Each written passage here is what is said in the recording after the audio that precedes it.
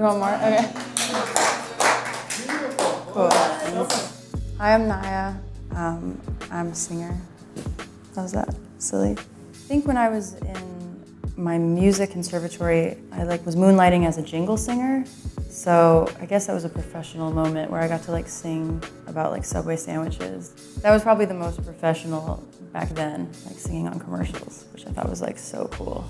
I met my mentor, I'm assuming you mean Wyclef, a long time ago when I was in a studio to record a commercial. It ended up being his studio, and my session got canceled and nobody told me, so I was just kind of walking around waiting. And he was like, "Who are you? What are you doing in my studio?" Long story short, it's like, "What do you do?" And I sing, and he was like, "I want you to be my artist." And I got to go on tour with him, and it was awesome because he really taught me the secrets of the trade. I was just meant to re-sing a sample because they didn't want to pay for the sample, and then Akon and Lil Wayne heard it, and they were like, "Who's that white girl?" And they thought it was so cool that it was just this random person, so they gave me a couple extra ad-libs.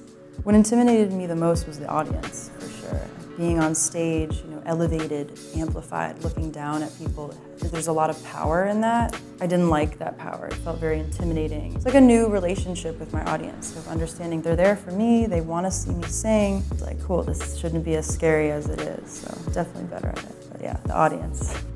What intimidates me now, I think, is there's really no rules anymore. Before there was, you kind of had to be on a label, you needed to have the right people in your corner, and now anyone can release music. There are no rules. There's all this, room to do whatever you want, which can be really intimidating because you have to be creative.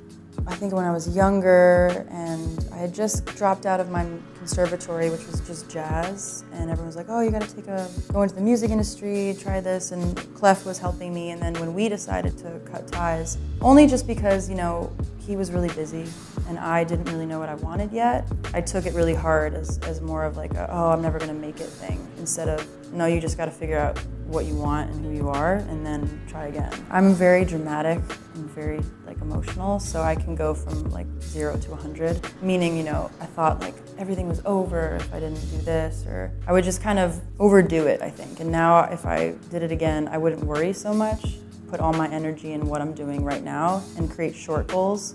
So I think that's what I would tell myself, smoke more weed and relax.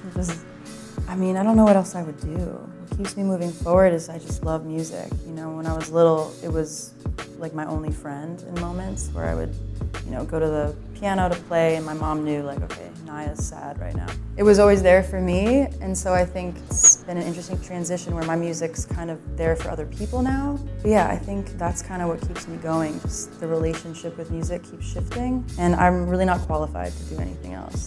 Maybe walk dogs would be the only alternative.